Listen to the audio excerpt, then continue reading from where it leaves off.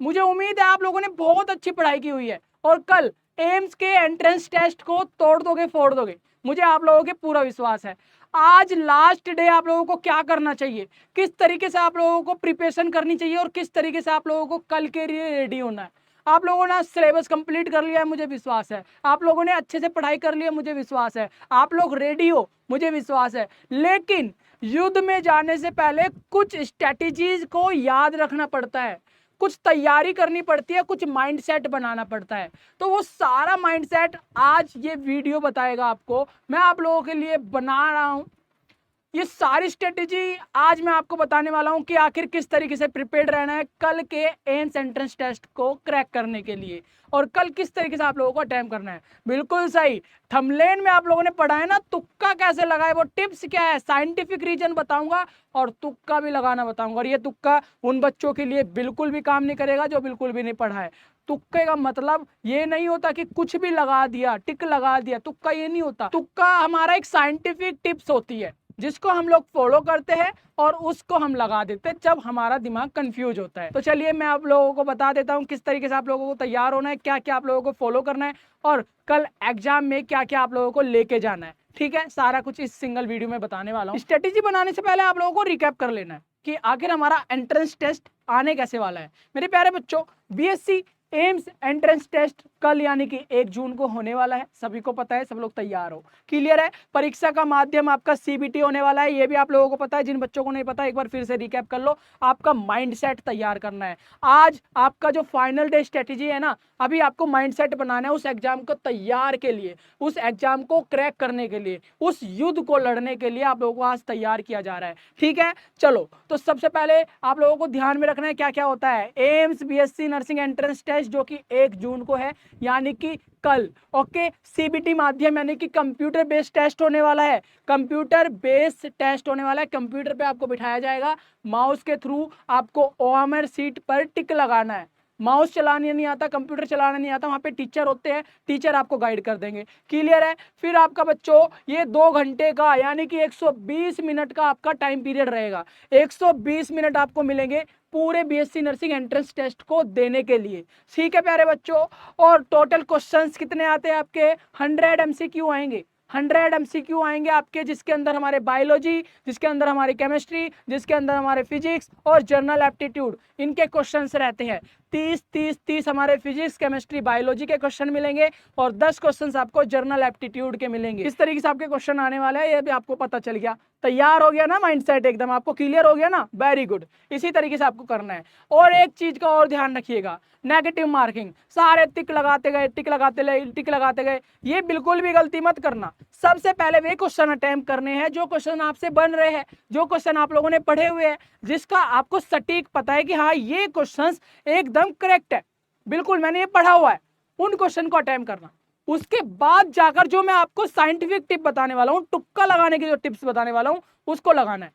और उसमें से भी उस पे लगाना है अगर आप लोगों को लग रहा है। मैं आपको बताऊंगा किस तरीके से साइंटिफिक टिप्स को फॉलो करना है। ठीक है, तो अभी ये ध्यान में रख लीजिएगा कि नेगेटिव मार्किंग आती है, हर क्वेश्चन को टिक नहीं करना, हर क्वेश्चन को बिल्कुल भी टिक नहीं करना। तो प्यारे बच्चों नेगेटिव मार्किंग होती है, ये बात ध्यान रखिएगा। देखिए, अगर आप लोगों ने एक क्वेश्चन को सही किया, आपको कितने मार्क्स मिल जाएंगे, आपको 1 मार्क्स मिल जाएगा यहाँ पे। ठीक है, वहीं पे अगर आप लोगों ने दूसरा क्वेश्चन गलत कर दिया, ठीक है, दूसरा क्वेश्चन गलत कर दिया, तो यहाँ पे आपके मार्क्स कितने कट जाने हैं, 0.33 माइनस हो जाएंगे। और आपके जो काउंट होंगे ना नंबर, वो कितने काउंट होंगे मालूम है, वो आपके काउंट होंगे सिर्फ 67.67 ये नंबर आए। जहां आपके 1 नंबर मिलने वाले थे, वहीं अगर आप लोगों ने दूसरा क्वेश्चन गलत कर दिया तो सही में से 0.33 मार्क्स आपके कट जाएंगे और यहाँ पे 0.67 मार्क्स आपके रह जाएंगे। इतनी बात आपको क्लियर हो गई। अब आपको समझ में आ गया कि मुझे नेगेटिव मार्किंग से बचना है,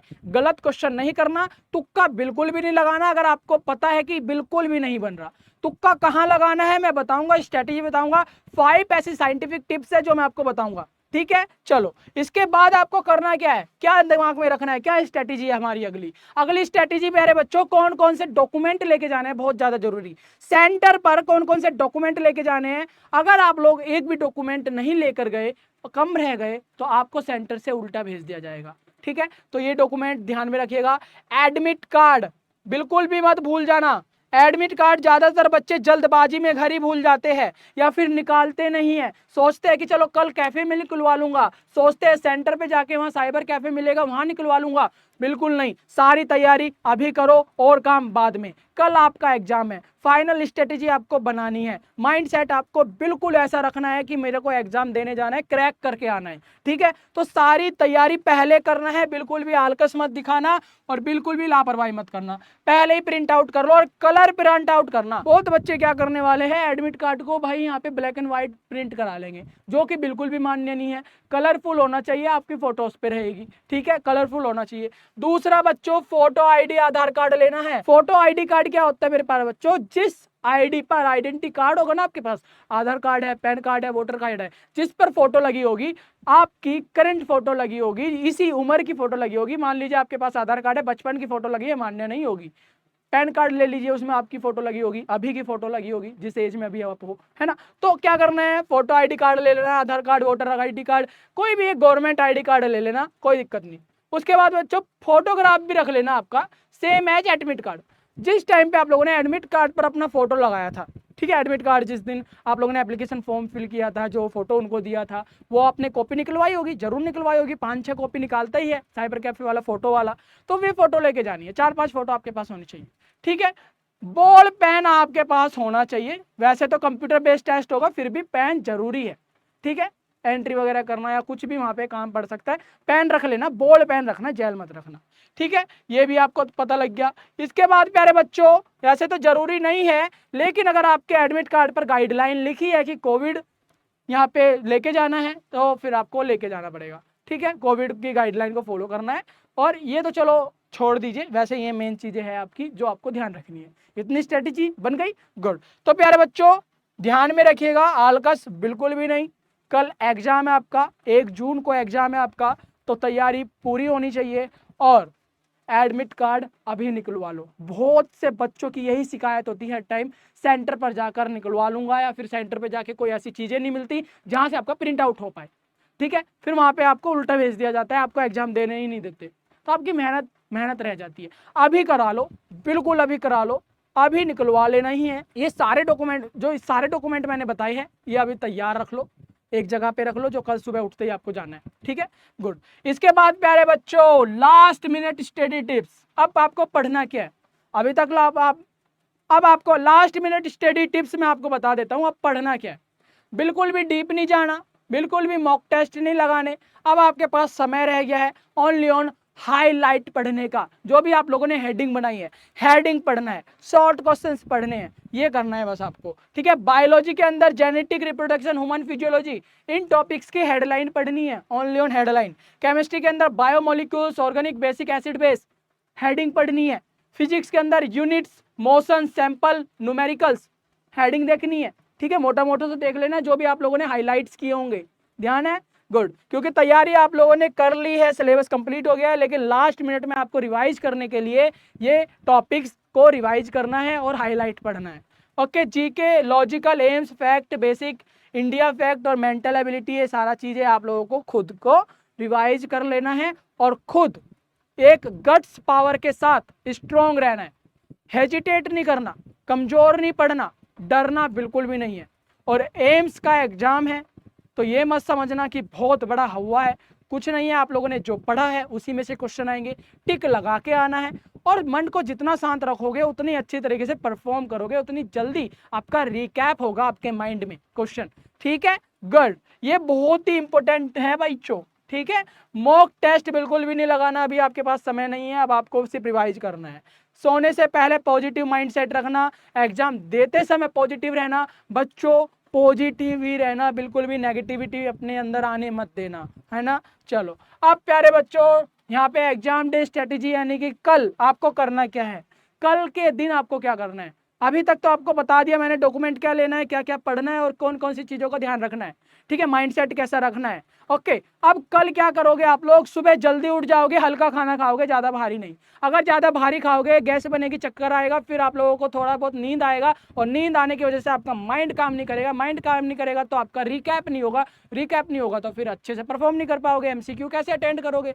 समझ पा रहे हो? बहुत हल्का खाना खाना है कि आपको ज़्यादा भूख भी ना लगे, इतना खाना खाना है और हल्का खाना खाना है। दही वगैरह खा के जाना सबसे बेस्ट रहेगा, आपका पेट ठंडा रहेगा, माइंड ठंडा रहेगा और इतनी गर्मी के अंदर आप हाइड्रेट भी रहोगे। ठीक है, very good. Admit card ID proof ready रखना, फिर से ये इंपॉर्टेंट टिप्स में आ गया। सेंटर पे आपको 30-40 मिनट पहले पहुंचना है, कोई भी प्रॉब्लम नहीं होगी, सब कुछ आप लोग पहले जाओगे तो आप लोगों के लिए अच्छा है। टाइम पे जाओगे तो कुछ भी हो सकता है, इमरजेंसी में क्या आप लोगों के पास टाइम हाथ में होना चाहिए कि नहीं होना चाहिए? बिल्कुल होना चाहिए। इसीलिए reach centre 30 to 35 minutes early, very good. Exam hall में पैनिक नहीं होना, डीप ब्रेथ लेनी है, पॉजिटिव माइंडसेट रखना है और कोई भी घबराहट वगैरह नहीं आनी चाहिए आपके मन में। ठीक है, सबसे इंपॉर्टेंट बात, चाहे आप कोई भी टेस्ट दे रहे हो, पैनिक होते ही पूरा सिस्टम बिगड़ जाएगा। दिमाग पैनिक हुआ, दिमाग ही आप लोगों को रिकैप कराएगा, दिमाग ही आप लोगों को अच्छा परफॉर्म करवाएगा। तो दिमाग को जितना अच्छा, जितना हैप्पीनेस दोगे उतना ही आपके लिए अच्छा काम करेगा। क्लियर है इतनी बात? गुड। इसके बाद प्यारे बच्चों अब बात आ जाती है हमारा तुक्का लगाने की। ये तो इंपॉर्टेंट बात आप लोगों को पता लगी गई कि करना क्या है। क्लियर है? अब आपको करना क्या है ये तो पता चल ही गया। अब तुक्का कैसे लगाए, वो साइंटिफिक हमारे 5 कौन सा साइंटिफिक टिप है जिनको फॉलो कर सकता हूँ, और वही बच्चा फॉलो करे, उन्हीं के लिए काम आएगा जो बच्चा अच्छे से पढ़ाई किया है। क्योंकि नकल करने के लिए अक्ल की जरूरत होती है। समझ में आता है ना? गुड। ये कहावत हर किसी के लिए बनी है। चलो, तो पहला है बच्चों, पहला हमारा scientific tips, elimination technique. Elimination technique का मतलब होता है जब श्योरिटी ना हो, आपको लग ना रहा हो कि यार क्या करे, कौन सा हो सकता है, 4 ऑप्शन है, चारों में से कौन सा है, श्योर नहीं हो आप, उस टाइम पे आपको एलिमिनेट करना है स्टेप बाय स्टेप। ऑप्शन सारे पढ़ने हैं, जब बिल्कुल गलत दिख रहे हैं, जो आपको लग रहा है यार हाँ ये गलत है, आप लोगों ने पढ़ाई करी है तो आपको पता चल जाएगा वहां पे क्या ये हो ही नहीं सकता, ये तो कहीं से कहीं मैच ही नहीं कर रहा, उसको एलिमिनेट करना है। एक्सट्रीम ओड फैक्चुअल एरर, ठीक है, उन्हें हटा दो। अगर 4 में से 2 हट गए तो गैस का चांस 50% हो जाता है, 50% ज्यादा बच जाता है जब 4 में से 2 हटा दोगे। अब उन 2 में से अगर आपने पढ़ाई करी होगी तो आपको कंफर्म है कि 50% चांस है कि आप लोग सही उत्तर ही लगा दोगे। ठीक है, चलो एग्जाम्पल देख लिए। यहाँ पे बता रहा है कि what is the functional unit of kidney. ठीक है, किडनी का फंक्शन यूनिट क्या है, किडनी के अंदर कौन सा ऐसा चीज है जो काम करता है, जो फिल्टर करता है। तो यहाँ पे आप लोगों को 2 हटाने हैं, एल्वोली आरबीसी एलिमिनेट कर देना है, क्योंकि आपको पता है एल्वोली हमारे चेस्ट में होता है, फेफड़े में होता है, और हमारा आरबीसी ब्लड में होता है, रेड ब्लड सेल्स। तो ये तो कहीं से कहीं भी किडनी से कनेक्शन नहीं है, तो इसको तुरंत हमने हटा दिया। अगर हम लोगों ने पढ़ाई करी है तो हमें पता लगेगा कि कौन सा गलत है कौन सा सही है ना, तो ये एलिमिनेट कर दिया। अब आपके पास ऑप्शन बचते हैं 2, न्यूरॉन और नेफ्रॉन। अब आप लोग बात करोगे न्यूरॉन नेफ्रॉन में से कौन सा हो सकता है, और न्यूरॉन तो हो नहीं सकता, यानी कि नेफ्रॉन बचा। नेफ्रॉन हमारा ब्लड को फिल्टर करता है, तो ये क्या हुआ, ये हमारे किडनी का काम ही तो हुआ, फंक्शनल यूनिट की हुआ हुई, नेफ्रॉन हुई। तो इस तरीके से हम लोग सही आंसर यहाँ पे लगा देंगे। मुझे उम्मीद है आप लोग समझ रहे हो किस तरीके से एलिमिनेट करना है, और ये तुक्के उन्हीं बच्चों के लिए काम आएंगे जो पढ़ा हुआ है, ठीक है, जिनको पता है थोड़ा, और जो बिल्कुल नहीं पढ़ा उनके लिए तुक्का और साइंटिफिक टिप्स कोई काम नहीं आने वाली है ना। चलो, इसके बाद प्यारे बच्चों दूसरा टिप्स हमारा, all of the above trick logical trap समझो। लॉजिकल ट्रैप यानी कि जब 2 ऑप्शन क्लियरली सही लगे, जब आपको दोनों ही सही लगे, है ना, अभी हम लोगों ने बच्चा 2 एलिमिनेट करे, जब दोनों ही सही लगे उस टाइम पे क्या करें। अगर आपके क्वेश्चन में ऑल द अबव और नन द अबव आ रहा हो तो चांसेस होते हैं बहुत ज्यादा कि ऑल द अबव ही आपके सही हो। ठीक है, ये रिसर्च बताती है कि हमारे ऑल द अबव ज्यादातर यही ऑप्शन सही होता है। क्लियर है? एम्स एग्जाम में ऐसे सवाल बहुत कॉमन होते हैं, अगर 2 स्टेटमेंट करेक्ट लगे कि ये दोनों सही लग रहे हैं यार, मान लो यहाँ पे नेफ्रॉन भी सही लग रहा है, न्यूरॉन भी सही लग रहा है, क्या करूं, तो उस टाइम पे क्या करना है, ऐसे क्वेश्चन आएंगे आपके क्वेश्चन में, दोनों ही स्टेटमेंट अगर करेक्ट लगे और उस क्वेश्चन में नन द अबव और ऑल द अबव हो, तो उस टाइम पे मेरे प्यारे बच्चों क्या करना है, आपने ऑल द अबव पे टिक लगा देना है बिना सोचे समझे। ठीक है, एक होता है ऑल द अबव और एक होता है none the above. All the above और नन द अबव, तो नन द अबव को एलिमिनेट करना है, बचा हमारे पास all the above, all the above पे क्लिक कर देना है। थर्ड टिप्स है हमारा बच्चों लॉन्गेस्ट ऑप्शन। आपके 4 ऑप्शन में से सबसे लंबा जो भी ऑप्शन दिखे टिक लगा दो, वो सही है। ठीक है, ये रिसर्च बताती है।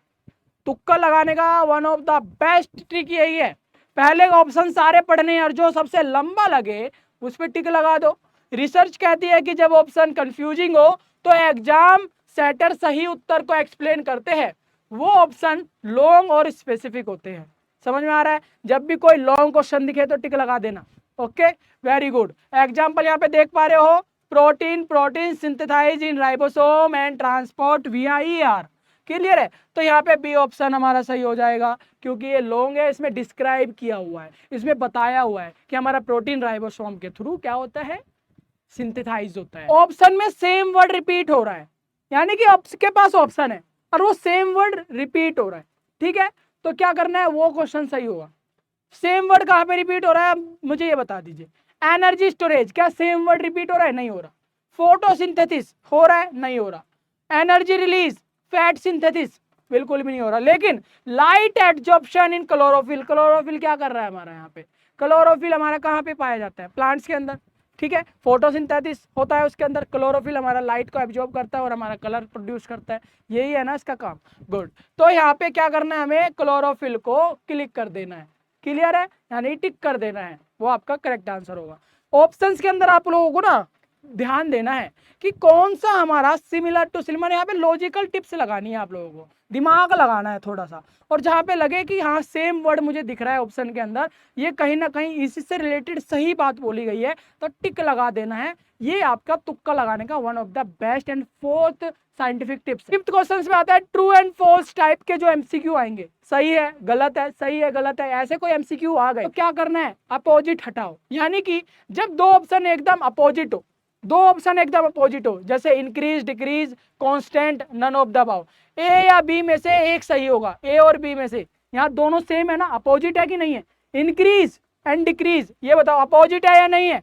बिल्कुल, तो यही तो बताया गया है कि अपोजिट को हटा दो, अपोजिट को हटा दो और इनमें से कोई एक क्वेश्चन आंसर सही होगा। इंक्रीज का मतलब क्या है? ये, और डिक्रीज का मतलब क्या है प्यारे बच्चों? ये है ना, तो ये हमारा डिक्रीज है और ये हमारा इंक्रीज है। तो यहाँ पे हमारा ए और बी में से एक सही होगा, वो आपको क्वेश्चन के अकॉर्डिंग पता चल जाएगा जब क्वेश्चन पढ़ोगे। ठीक है, तो आपने देखना है कि हमारा अपोजिट कौन सा वर्ड बोला जा रहा है। दो ही सेम चीजें हमारे ऑप्शन में आ रही है और दोनों अपोजिट है, तो इट्स मीन दोनों में से कोई ना कोई सही होगा। अब क्वेश्चन के अकॉर्डिंग अब आपको मैच करना है कि कौन सा सही हो सकता है। ठीक है, चलो इतनी बात भी आपको पता चल गई। और ये हमारे थे 5 साइंटिफिक रीजन। अवॉइड क्या क्या करना है, अवॉइड बहुत ज्यादा जरूरी है। आप लोग जब तुक्का लगा रहे हो तो हमेशा प्यारे बच्चों, जब 4 ऑप्शन एक जैसे कंफ्यूजिंग हो तो एलिमिनेशन पॉसिबल ना हो। यानी कि जब चारों ऑप्शन आपको सही लगे, एलिमिनेशन पॉसिबल ही ना हो, उस टाइम पे क्वेश्चन छोड़ दो। ठीक है, क्योंकि उस टाइम पे तुक्का सही नहीं लग सकता। फिर दूसरा, 4 तुक्के लगाना है एक ही सेक्शन में। एक सेक्शन यानी कि बायोलॉजी का सेक्शन, केमिस्ट्री का सेक्शन, फिजिक्स का सेक्शन, एक ही सेक्शन यानी कि बायोलॉजी के अंदर ही 4 तुक्के लगा दिए, पॉसिबल नहीं है। केमिस्ट्री के अंदर 4 तुक्के लगा दिए, पॉसिबल नहीं है। ठीक है, तो ये अवॉइड करना, ये मिस्टेक है बहुत बड़ी। सभी तुक्के सी या बी पे लगाना, ये एक मिथ्स है ओनली, कि आप सी या बी में से सी आंसर ही आपका सही होगा। बहुत से लोग बोलते हैं, कहते हैं ना तुक्का लगाओ, सी पे लगाना, सी ज्यादा सही होता है, सी ज्यादा, बहुत ज्यादा बड़ा मिथ है। तो मिथ के अकॉर्डिंग मत चलना, एक दो सही हो सकता है, लेकिन सारे सी पे ही आप लोग ध्यान रखोगे तो ये पॉसिबल ही नहीं है और आपके क्वेश्चन गलत हो जाएंगे और आप जहां पे सही करने वाले थे वो गलत कराओगे। ठीक है, तो ये तो थे हमारे कुछ साइंटिफिक टिप्स, जो कि जो बच्चा पढ़ा है थोड़ा या फिर जो कंफ्यूजिंग है तो उसके लिए काम आ सकती है, लेकिन जो बच्चा नहीं पढ़ा उसके लिए टिप्स भी काम नहीं आएगी। ठीक है, मेहनत करिए और कल कॉन्फिडेंट, पॉजिटिव और अच्छे माइंडसेट के साथ एग्जाम दे के आइए। और कल एग्जाम दे के कमेंट बॉक्स में आप लोग, सर मेरा एग्जाम अच्छा गया है, ऐसी गुड न्यूज़ मुझे सुनाइए। ठीक है प्यारे बच्चों, मेरी तरफ से और मेरी टीम की तरफ से आप सभी को ऑल द बेस्ट। बेहतर करिए, अच्छा करिए और एम्स में अपना एडमिशन, अपने सीट, अपने नाम करिए। मेरी और मेरी टीम की तरफ से आप लोगों को सभी ब्लेसिंग्स है। आप लोग बहुत अच्छे से एग्जाम दे के आओ, ये प्रभु और भगवान से प्रार्थना है। चलिए मिलता हूँ एक और ऐसी इन्फॉर्मेटिव वीडियो। अगर कोई कन्फ्यूजन हो तो कमेंट बॉक्स में कमेंट कर देना, आपका जवाब जरूर दूंगा।